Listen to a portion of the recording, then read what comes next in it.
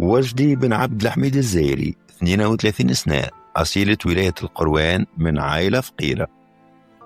وجدي بعد ما انقطع عن الدراسة حرق لألمانيا، تعرف على واحدة ألمانية جاب منها أولاد، لكن لسوء حظه ما نجمش يعمل أوراقه في ألمانيا ويتحصل على بطاقة إقامة.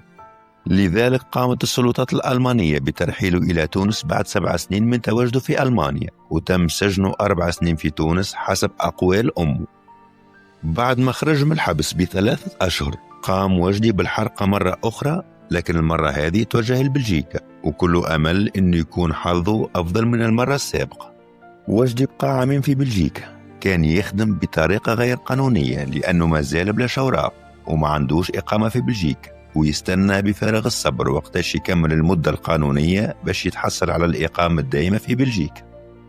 نهار الأحد 25 ماي 2025 وجدي كان يتمشى في جنينة في بلجيكا، وفجأة يشوف امرأة قاعدة هي وولدها وزوز رجال أفارقة قاعدين يضايقوا فيها ويتحرشوا بها، ورغم إنها طلبت منهم إنهم يبعدوا عليها إلا إنهم زادوا في حدة التحرش بها.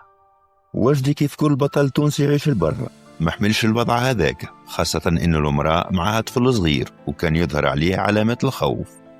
وجدي توجه نحو الأفارقة وطلب منهم بكل لطف إنهم يغادروا المكان ويخلوا المرأة على راحتها، لكن الأفارقة رفضوا كلامه، ومن كلمة لكلمة اتطور النقاش بين وجدي وزوز الأفارقة. وفي غفلة من وجدي يجبد واحد من الأفارقة سكين ويطعن وجدي ثم لاذوا بالفرار. الطعنة كانت قاتلة نظرا لحجم السكين، إذ كان سكين من الحجم الكبير. المرأة اتصلت بالشرطة والحماية المدنية اللي جاوا على عين المكان، لكن وصلوا بعد فوات الأوان وصاحب الأمانة هز أمانته. وجدي مات راجل، مات بطل من أبطال تونس، الله يرحمه ويصبر عائلته. بعد مدة قصيرة تم القبض على الأفارقة اللي قتلوا وجدي، وتبين إنهم كانوا في حالة سكر، وتم حجز أداة الجريمة. والممارسات هذه مش غريبة على الأفارقة، وشفناها في تونس إيش عاملين، خاصة في صفاقس تحديدا العامرة. المرأة اللي دافع عليها وجدي اسمها مانويلا، من أصل هولندية تعيش في بلجيكا. قول مانويلا إنه الزوز أفارقة عندهم نهارين يضايقوا فيها ويتحرشوا بها، واتصلت بالشرطة لكن ما عطوهاش أهمية.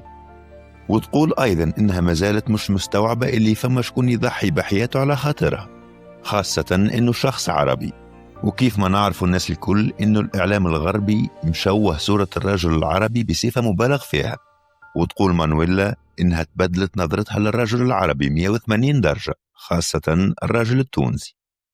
وأخيرا الله يرحم وجدي ويصبر عائلته، ونترككم في أمان الله.